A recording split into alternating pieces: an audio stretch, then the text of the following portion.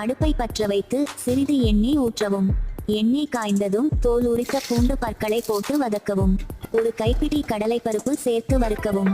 அதனுடன் எடுத்து வைத்த காய்ந்த மிளகாய், பெரிய வெங்காயம் மற்றும் தக்காளியை சேர்த்து நன்கு வதக்கவும். தேவையான அளவு உப்பு, ஒரு கொத்து கறிவேப்பிலை சேர்த்து வதக்கவும்.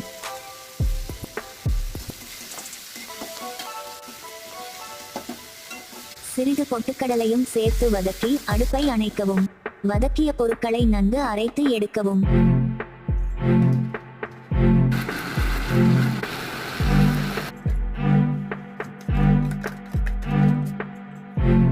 தாளிக்க மீண்டும் சிறிது எண்ணெய் விட்டு கடுகு சேர்க்கவும்.